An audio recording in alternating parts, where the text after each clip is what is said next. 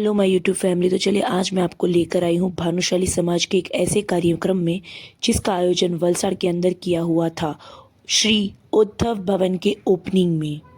और आज के इस कार्यक्रम में स्पेशल गेस्ट लोक लाडीला श्री भूपेंद्र भाई पटेल आने वाले हैं। आज का ये कार्यक्रम बहुत ही बड़ा और बहुत ही स्पेशल कार्यक्रम है। आज के इस कार्यक्रम में आमंत्रित श्री धवल भाई पटेल, श्री कनुभाई देसाई, श्री भरत भाई पटेल और कीर्तिदान गढ़वी सर भी आने वाले हैं। और इन्हीं सब स्पेशल गेस्ट की वजह से हमारे कार्यक्रम और भी ज़्यादा स्पेशल हो गया। Thank you so much Bhanushali परिवार की तरफ से। आपके यहाँ पर आने से हमारे कार्यक्रम में 4 चांद लग गए। Thank you so much to all our special guest who are invited today.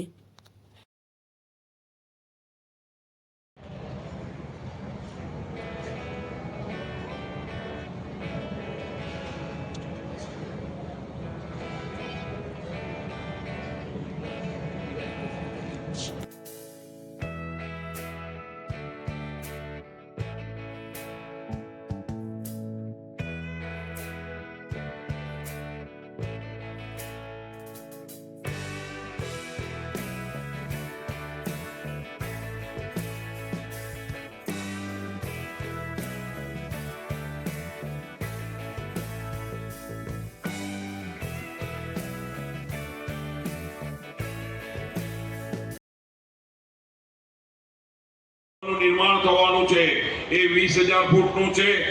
એની આગળ આપણે જે બેઠા છે એ 25,000 ફૂટનો પાર્ટી પ્લોટ છે। એની બાજુમાં 30,000 ફૂટનું પાર્કિંગની વ્યવસ્થા વલસાડ માટે આજે ખુલ્લી મૂકવામાં આવનાર છે। આપણા બધા માટે અને દરેક માટે ભાનુશાલી સમાજના દરેક વ્યક્તિઓ માટે આજનો દિવસ એ ઐતિહાસિક દિવસ છે કે આજે અમે વર્ષોથી જે एकदम सेवारी जो काम है पंजो એટલે એને बारे में पाजी समाज में बहु वक्त मुख्यमंत्री पाजी प्रोग्राम में आया कि बाला करे गर्व जी गाल है અને बाला करे एकदम अभिमान जी गाल है कि मां એટલો મેં ભાઈ એકતા बतायूं का तो समाज के अंदर एकता अनमोल रतन करे ज्ञाति નું જતન જ્ઞાતિ નું જતન થઈ શકે તે થઈ શકે છે પામે।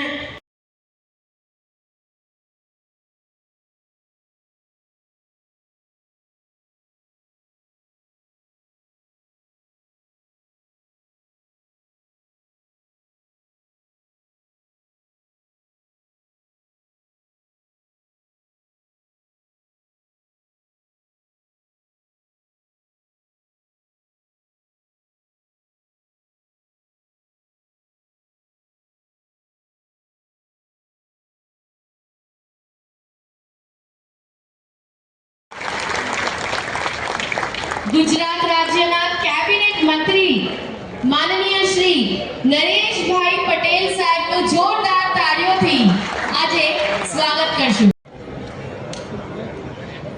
ભગવાન શ્રી ઓધવરા અને ભગવાન શ્રી વાલરામના હરિઓમ પરિવારના આમંત્રણને માન આપી પધારેલ પરમ પૂજ્ય ગુરુ શ્રી હરિદાસજી મહારાજ, ગુજરાત રાજ્યના માન્ય મુખ્યમંત્રી શ્રી ભૂપેન્દ્રભાઈ પટેલ, ગુજરાત રાજ્યના નાણામંત્રી શ્રી માન્ય કનુભાઈ દેસાઈ સાહેબ, गुजरात राज्यना मंत्री श्री माननीय नरेश भाई पटेल साहेब, भागवताचार्य श्री आपकी अभयता ने धन्यवाद आपू छू। शासन और शासक अभय हो જોઈએ તેમાં વર્તમાન સમય તો કેવો છે। ભૂપેન્દ્રભાઈ જેવો ગુજરાતમાં જોઈએ અને નરેન્દ્રભાઈ જેવો દિલ્હીમાં જોઈએ। હવે બે ઠેકાણે દિલ્હીમાં નરેન્દ્ર છે અને ગુજરાતમાં ભૂપેન્દ્ર છે। એ સાથે હું મારા વક્તવ્યને વિરામ આપું છું। અમારા પ્રકલ્પને ખૂબ ખૂબ આપના વાક શબ્દો श्री औधव भवनना लोकार्पण कार्यक्रम में अपनी सबनी साथे मंच पर उपस्थित परम पूज्य गुरु श्री हरिदास जी महाराज, भागवत आचार्य श्री शरद भाई व्यास, मारा साथी मंत्री श्री कनुभाई देसाई, श्री नरेश भाई पटेल, सांसद श्री धवल भाई पटेल, मारा साथी धारासभ्य श्री भरत भाई पटेल, अरविंद भाई पटेल, श्री जीतू भाई चौधरी, प्रदेश भाजपा मंत्री श्री श्रीमती सोनलबेन सोलंकी, જિલ્લા ભાજપ પ્રમુખ શ્રી હેમંતભાઈ કંસારા, જિલ્લા પંચાયતના પૂર્વ પ્રમુખ શ્રી મનહરભાઈ પટેલ, કચ્છી ભાનુશાલી મિત્ર મંડળના પ્રમુખ શ્રી કાંતિભાઈ ભદ્રા, ટ્રસ્ટી શ્રી રાજેશભાઈ ભાનુશાલી, ઉપપ્રમુખ શ્રી દીપકભાઈ કટારિયા, કચ્છી આશ્રમ હરિદ્વારના ટ્રસ્ટી શ્રી પઠાભાઈ ભાનુશાલી, શ્રી તુલસીભાઈ નામા, કચ્છી ભાનુશાલી સેવા સમાજ ટ્રસ્ટ મુંબઈના પ્રમુખ શ્રી હર્ષદભાઈ મંગે, દેશ મહાજન કચ્છના પ્રમુખ શ્રી દામજીભાઈ ભાનુશાલી, ટીવી દાન એવું હોવું જોઈએ કે એક હાથે દાન આપીએ તો બીજા હાથને ખબર ન હોય. એક પણ દાતાની પ્રગતિ કોઈ જગ્યાએ લગાવી નથી. ઔદ્યોગિક ભવનના સૌ દાતાશ્રીઓને કચ્છી ભાનુશાળી મિત્ર મંડળ ટ્રસ્ટ વલસાડને પણ ખૂબ ખૂબ અભિનંદન પાઠવું છું. કચ્છી નવ વર્ષ એટલે કે અષાઢી બીજ ના સ્નેહ મિલન સમારોહ કરવા આપણા તરફથી અત્યાર સુધીમાં 5000 થી વધુ બ્લડ યુનિટ એકત્ર કરવામાં આવ્યા છે અને ઉધમરાવજી મહારાજના પરોપકારના ભાવને પણ આપણે આત્મસાત કર્યો છે. ગુરુ શ્રી ઉધમરાવજીનું જીવન તો સમાજ માટે શક્તિનો મંત્ર આપ્યો છે.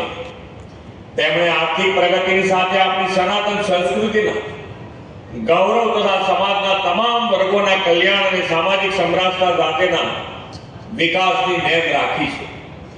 ગુરુ શ્રી ઉધમરાવજીએ પણ તેમના સમયમાં છૂત અછૂતના ભાવને દૂર કરીને સમાજમાં કુટેવો કુરિવાજો સામે ચેતના જગાવીને સામાજિક સમરસતાનો સંદેશો આપેલો.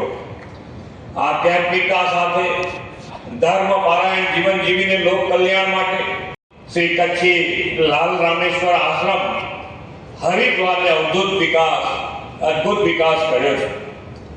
ત્યાગ, તપસ્યા અને ભજનના પ્રભાવથી સંસ્કૃત છાત્રાલય, પુસ્તકાલય, શ્રી કૃષ્ણ મંદિર, આદર્શ ગૌશાળા, સંત નિવાસ અને અતિથિ નિવાસ જેવી અદ્યતન વ્યવસ્થાઓથી સમૃદ્ધ બનાવ્યો છે. આજે એ છાત્રાલયમાંથી નીકળેલા અનેક સ્નાતકો આવ્યા.